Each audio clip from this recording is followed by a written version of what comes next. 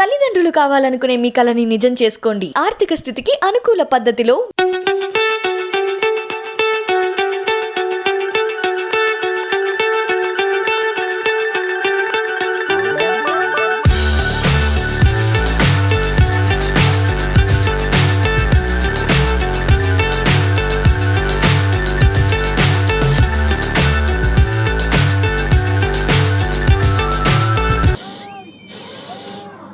ఈరోజు సెప్టెంబర్ 7 తారీఖు. ఈ తారీఖు దేశంలోనే ఎంతో ప్రాధాన్యత, ప్రత్యేకత. పోయిన సంవత్సరం శ్రీ రాహుల్ గాంధీ గారు కన్యాకుమారిలో భారత్ జోడో యాత్ర ప్రారంభించడంతో ఈ తారీఖు అత్యంత ప్రాధాన్యత ఏర్పడ్డది. రాహుల్ గాంధీ గారు కన్యాకుమారిలో భారత్ జోడో యాత్ర మొదలుపెట్టి సంవత్సరం పూర్తి చేసుకున్న సందర్భంగా వారికి సంఘీభావంగా ఈ దేశ ప్రజల యొక్క ఆలోచనను, మనోధైర్యాన్ని పెంచే విధంగా సోమాజిగూడ రాజీవ్ గాంధీ విగ్రహం నుంచి నక్లెస్ రోడ్డు, శ్రీమతి ఇందిరాగాంధీ, డాక్టర్ బాబాసాహెబ్ అంబేద్కర్ విగ్రహం వరకు రాహుల్ గాంధీ గారి పాదయాత్రకు సంఘీభావంగా హైదరాబాద్ కాంగ్రెస్ పార్టీ కార్యక్రమాన్ని చేపడితే ఈ కార్యక్రమానికి పెద్దలు ఏఐసిసి ఇన్ఛార్జ్ మాణిక్రావు ఠాకరే గారు ముఖ్య అతిథులుగా విచ్చేయడం జరిగింది.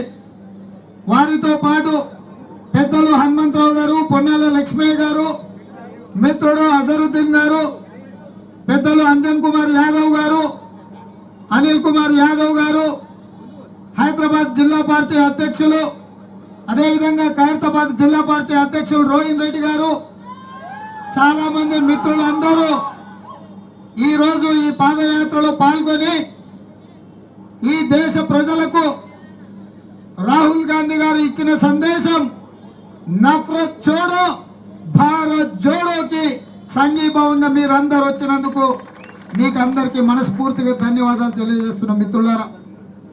ఇవాళ మీరు ఆలోచన చేయండి, 140 సంవత్సరాల క్రితం ఈ దేశ ప్రజలని పట్టి పీడిస్తున్న, ఈ దేశ ప్రజల మీద ఆధిపత్యం చెలాయిస్తున్న, తెల్ల దొరల నుంచి విముక్తి కలిగించి ఈ దేశ ప్రజలకు స్వేచ్ఛ, ఈ దేశ ప్రజలకు సామాజిక న్యాయం, ఈ దేశాన్ని సమాన అభివృద్ధి చేయాలన్న ఆలోచనతోటి ఆనాడు ఇండియన్ నేషనల్ కాంగ్రెస్ ను ప్రారంభించి కోట్లాది ప్రజలకు అండగా నిలబడ్డది కాంగ్రెస్ పార్టీ.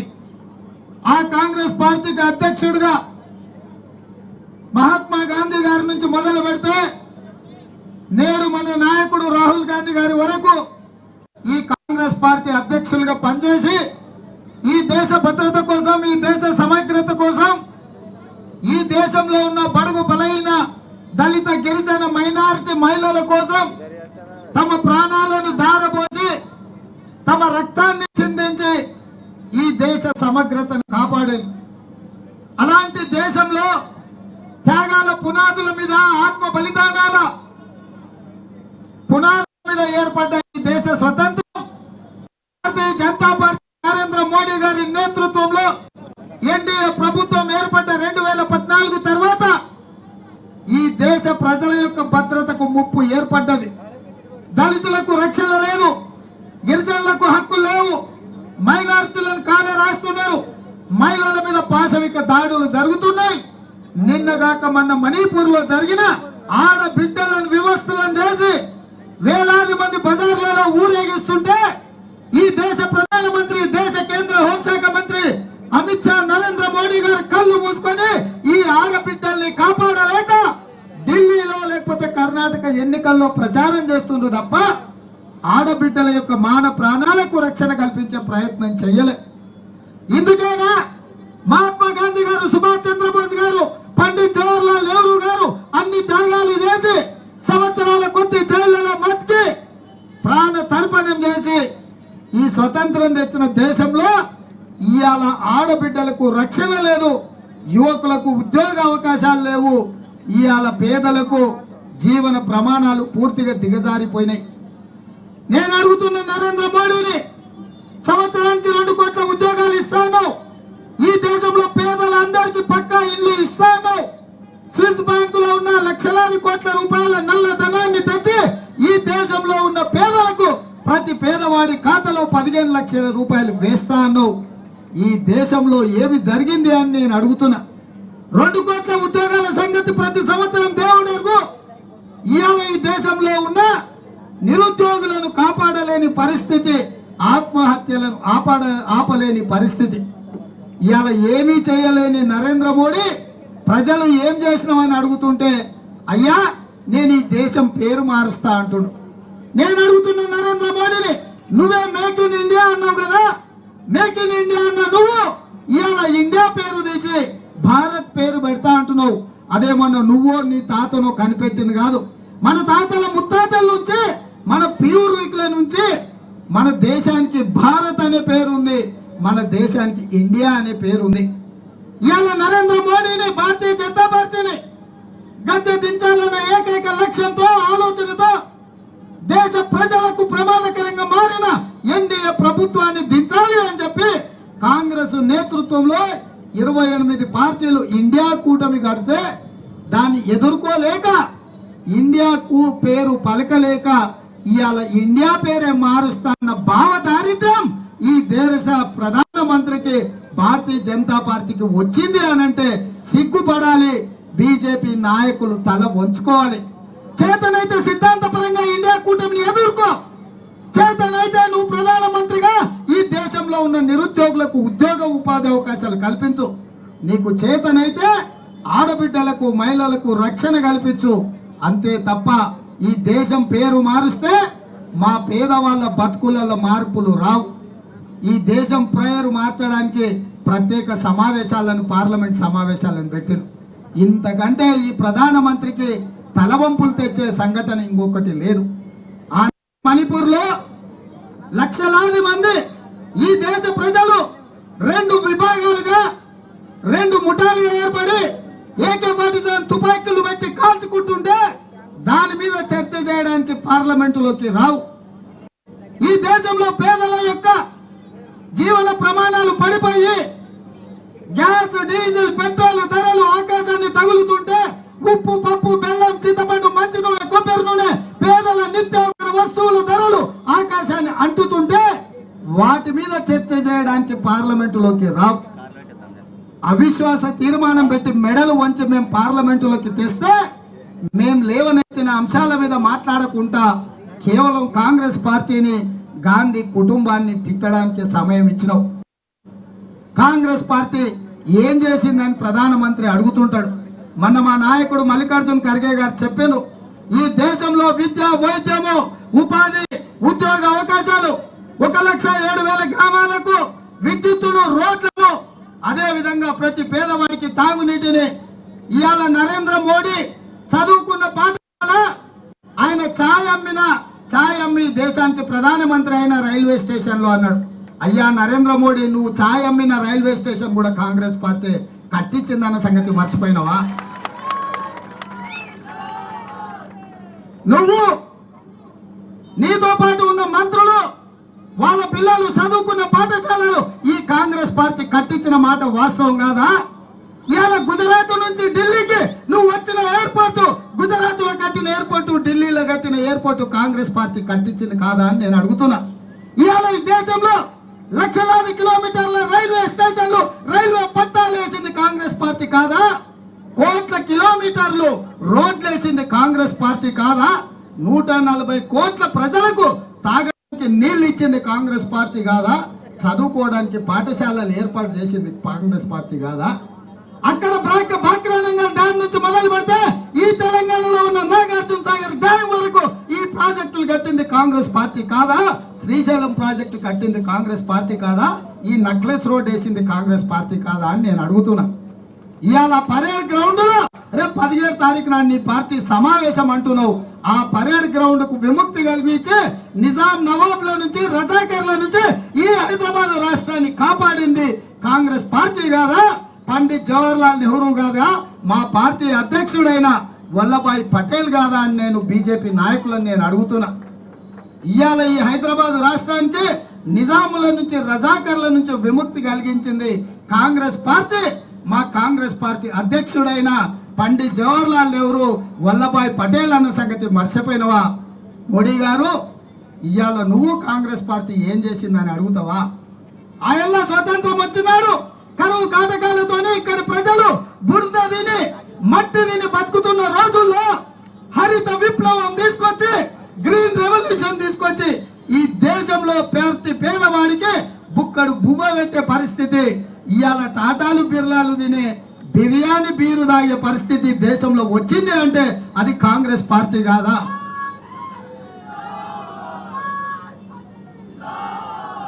ఇవాళ ఈ దేశ ప్రధానమంత్రి నరేంద్ర మోడీ తింటున్న బువ్వ, ఇవాళ గుడిసెల్లో ఉన్న మా పేదవాడు తింటున్న బువ్వ సమానంగా చేసింది ఈ కాంగ్రెస్ పార్టీ. నరేంద్ర మోడీ నువ్వు మర్చిపోయినవాన్ని నేను అడుగుతున్నా, నేను గుర్తు చేయదలుచుకున్నా. అందుకే మిత్రులారా, 75 సంవత్సరాలలో ఇవాళ మనతో పాటు స్వతంత్రం వచ్చిన దేశం పాకిస్తాన్ పక్కనుంది, దాని నుంచి విడిపోయిన బంగ్లాదేశ్ ఆ పక్కనుంది. నేను సూటిగా సవాలు విసురుతున్న ఈ దేశ ప్రధానమంత్రి నరేంద్ర మోడీని లెక్క కడదామా? ఇవాళ పాకిస్తాన్, బంగ్లాదేశంలో ఉన్న బతుకులు, ఇవాళ భారతదేశంలో ఉన్న మైనారిటీల బతుకులు, లేకపోతే ఇక్కడ ఉన్న పేదల బతుకుల్లో ఎంత వెలుగులు ఉన్నాయో. ఆనాడు బంగ్లాదేశ్, పాకిస్తాన్ కూడా స్వతంత్రం వచ్చింది. అదే రోజు ఈ దేశంకి, భారతదేశానికి కూడా స్వతంత్రం వచ్చింది. ఇవాళ భారతదేశం యొక్క అభివృద్ధి, ఇవాళ పాకిస్తాన్ యొక్క అభివృద్ధిని లెక్క కడదామా అని చెప్పి నరేంద్ర మోడీని అడుగుతున్నా.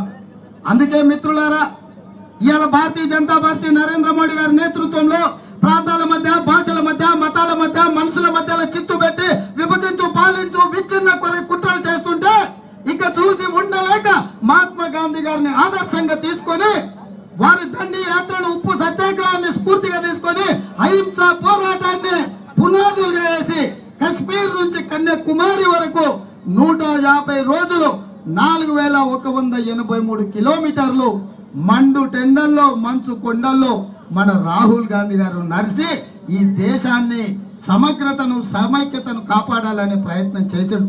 అందులో భాగంగానే హైదరాబాద్లో చార్మినార్ నుంచి ఇదే ఇందిరాగాంధీ గారి సాక్షిగా ఇక్కడనే మల్లికార్జున్ ఖర్గే గారు, రాహుల్ గాంధీ గారు లక్షలాది మందితోని ఇక్కడ సమావేశాన్ని ఏర్పాటు చేసినాం.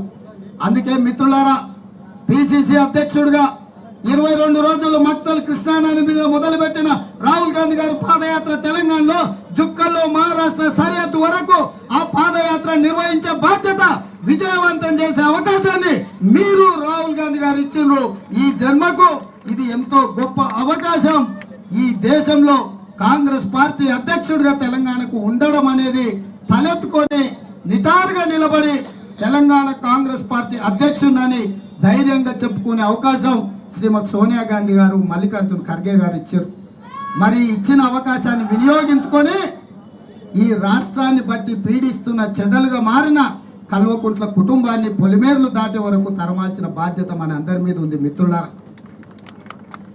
బాప్ 1 नंबर, बेटा 10 नंबर, तेलंगाना को लूटने में लग गए, ऐसे बाप बेटे को तेलंगाना से भगाने का वक्त आ गए। इसीलिए मेरा भाइयों, हैदराबाद शहर में और एक निजाम है, वो शास्त्रीपुरम पहाड़ के ऊपर है। ये ऐसा कह रहे हैं कि हैदराबाद हमारा, ये शहर हमारा। अरे बाबा, आपका तो महाराष्ट्र है, सोलापुर से है, आप हैदराबाद के नहीं है। अभी आपको छोड़ने वाले नहीं है कांग्रेस पार्टी कार्यकर्ता। इस बार देखेंगे शहर किसका है, ये शहर में कौन जीतने वाले हैं। आप चोर के साथ बिता रहे, ऐसा चोरों के साथ बिताना छोड़ दो असद भाई। आप सोचो, क्योंकि बार बार लगातार आप ये बात कह रहे हैं कि केसीआर साहब को जिताओ। राष्ट्रपिता महात्मा गांधी, डॉक्टर बाबासाहेब आंबेडकर यांच्या विचारावर, इनके विचारों से कांग्रेस पार्टी सभी को साथ लेने वाली पार्टी, जो आज राहुल गांधी जी ने 4000 किलोमीटर की यात्रा निकाली थी, और आज हैदराबाद में पूरे तेलंगाना में जगह जगह पे जो यात्रा निकाली जा रही है और हैदराबाद की इस यात्रा में जिन्होंने नेतृत्व किया हमारे तेलंगाना के अध्यक्ष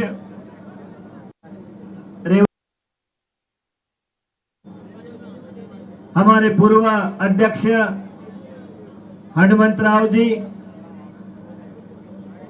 हमारे पूर्व अध्यक्ष लक्ष्मैया जी,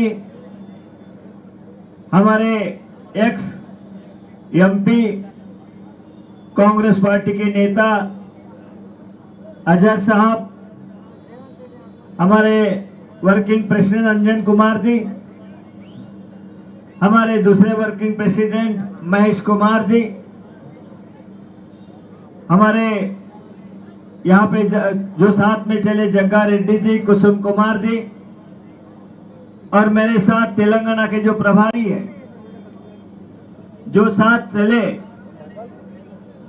हमारे सेक्रेटरी ऑल इंडिया के सेक्रेटरी रोहित चौधरी जी, हमारे ऑल इंडिया के सेक्रेटरी मंसूर जी, यहाँ सभी हमारे महिला कांग्रेस अध्यक्ष, महिला कांग्रेस, यूथ कांग्रेस, यानी शिवाय सेवा दल, सभी हमारे विभाग के अध्यक्ष, कार्यकर्ता, कांग्रेस के सभी में पैदल लगातार हमारे साथ चले हुए मेरे सभी कांग्रेस के साथियों, राहुल जी गांधी पूरे देश को एक साथ रखने के लिए, एकजुट रखने के लिए, सभी धर्म के लोगों को एक साथ चलने का जो संदेश 4000 किलोमीटर चलकर कन्याकुमारी से श्रीनगर तक पैदल राहुल जी गांधी चले, वो ऐसे ही चले नहीं। उनका मकसद था कि देश में सांप्रदायिकता भड़काने के लिए जो बीजेपी आरएसएस काम कर रही है, जिस तरीके से जगह जगह पे दंगे फसाद हो रहे हैं, एक दूसरे के खिलाफ लोग बोल रहे हैं, उसमें बड़ा संदेश देने की जरूरत है। भारत के जनता को संदेश देने की जरूरत है। उन्होंने कन्याकुमारी से श्रीनगर तक लगातार 4000 किलोमीटर सभी भाई बहनों के साथ, सभी धर्म समाज के लोगों के साथ, गरीब लोगों के साथ, जो गरीबों से गरीब है उनके साथ चलने का उन्होंने रिकॉर्ड देश में नहीं पूरे दुनिया में है।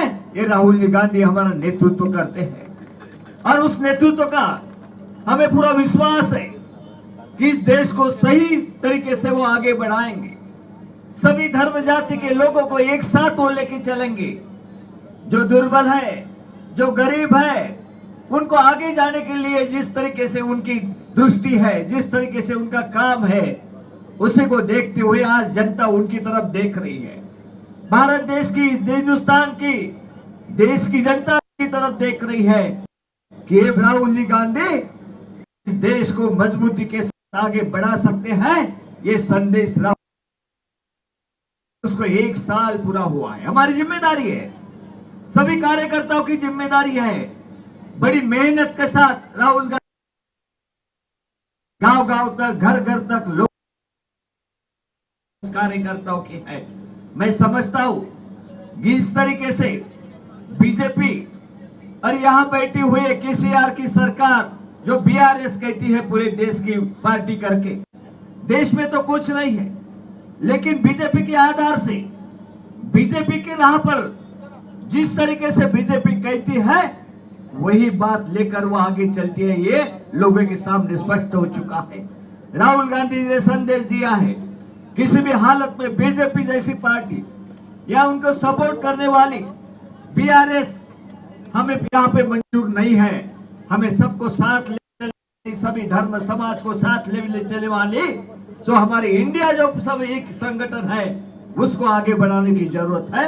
वो जो संदेश राहुल गांधी का है, वो लोगों तक पहुंचाने के लिए आप सभी प्रयास करेंगे और इस चुनाव में एकता के साथ सभी हम बहने, सभी जाति धर्म के एक होकर एक मुट्ठी बनकर इस चुनाव में आगे बढ़ेंगे, ऐसी मैं आपसे उम्मीद करता हूं।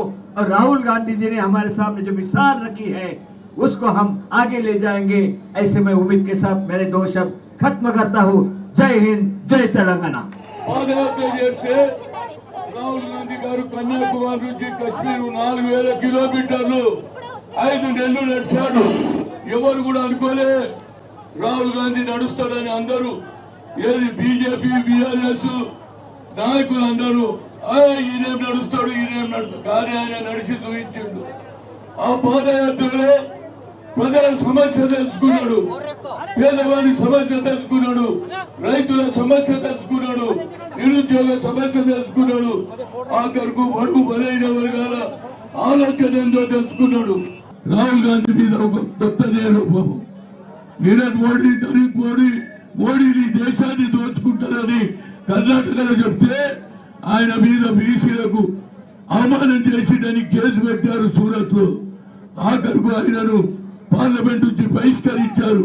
కానీ అదే సుప్రీం కోర్టు ఆయన ఇల్లు ఖాళీ చేపించారు. అది కూడా సింపతి వచ్చింది రాహుల్ గాంధీ. అందుగురించే ఇవాళ ఇండియా కూటమి ఏకమైంది, అన్ని రాజకీయ పార్టీలు ఏకమైనరు.